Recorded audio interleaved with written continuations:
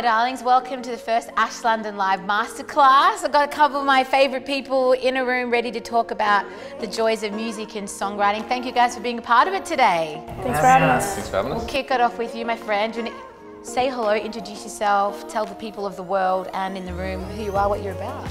I'm Tuka. I'm part of a hip-hop group called Thundamentals, and I write my own solo music as well. Mostly hip-hop, I guess. Yeah. I'm Starley and I am a dance pop act, I guess. That's what I write, so yeah. I'm young Franco and I do a bit of producing and DJing and on the electronic kind of side. It's awesome, by the way. Hi, I'm Julie Michaels and I'm a singer-songwriter. Amazing. Thank you guys so much for taking the time to hang out today. I know you're all super busy, just being legends. So I thought today we'd kind of break it up into a couple of sections. We're talking about songwriting. So we'll kick it off with kind of songwriting for yourself, for your own creative endeavors. Sorry, does your tattoo say I am? It does say I am. My neck says the same thing. What? Yeah. That's really interesting. That's so funny. I think that's actually maybe a really cool way for us to kick off this chat, because for me, this is all about kind of authenticity and how none of the peripheral stuff matters apart from kind of what is you. None of this, none of what you do, what you put out, how you're kind of recognized, but who you are on the inside. I have a lot of like reminders on my skin. Yeah. This is to remind myself that I am, and it's blank. I mean, anything that I put my mind to, and I have I love you on my hand because I don't tell myself enough. Yeah. I feel like I have a lot of those on my body. I have just breathe because I'm a very anxious person as well. So. How does that, I mean, you're a songwriter, so I guess it makes sense that you've got words Yeah. on your body. Definitely. How much of that do you put into your music? Is it hard for you to kind of, you know, being an anxious person, is it hard for you to actually bare your soul in a song? Not at all.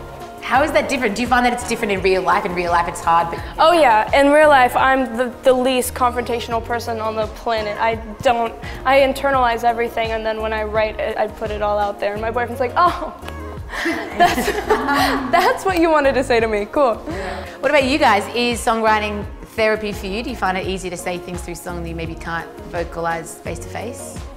Yeah, definitely. My single was based off that, just having a certain feeling about wanting to give up, and most of the time, yeah, it just comes out through the writing because that's what you naturally do as a way of like your own therapy, I think, so yeah. And how special that's something that you've gone through, which is personal to you and such a positive message.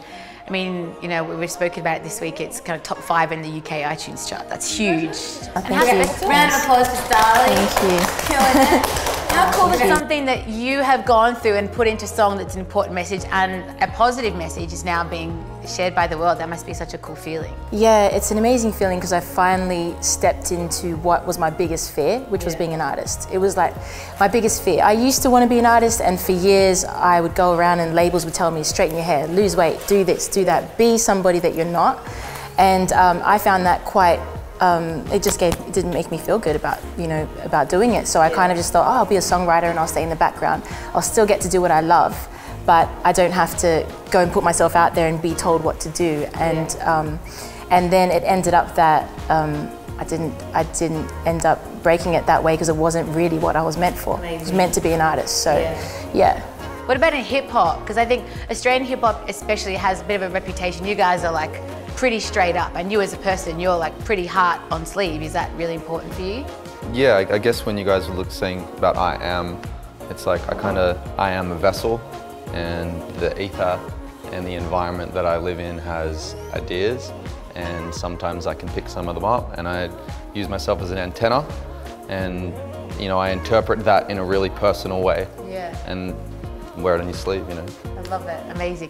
For you, young Franco, I know you kind of work more in like the dance and the electro situation, where there's still, obviously your lyrics are a big part of it, but really it's the musicality. Do you find that you can draw on that kind of thing and express it, something that you're feeling that's like a message, and express that musically? I think so. So I think when I'm like frustrated, I'll like write a certain way, but it won't sound like frustrated music, it'll just sound like me. Do you write all your own songs? Sorry. Yeah, I write all my own stuff. And 50, some lyrics I do, the others I don't, and I get it's a bit of a like whatever works kind of thing. Do you have others sing it though? Yeah, so I got others singing, and it's like sometimes it's back and forth, or sometimes I get someone in, or sometimes there's no real method, but I think I remember like certain parts of my life for certain songs, and it's like whether or not that song is a sad song doesn't really come out, but I know for me it means something, I guess.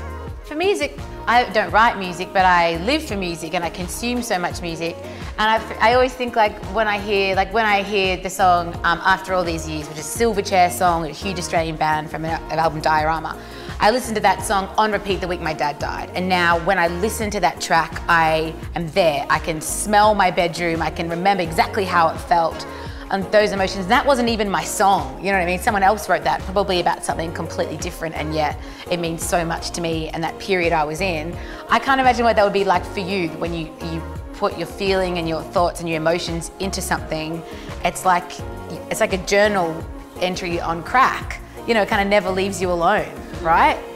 You can kind of like sign off on a track and be like, yep, that's that certain part of your life, I guess.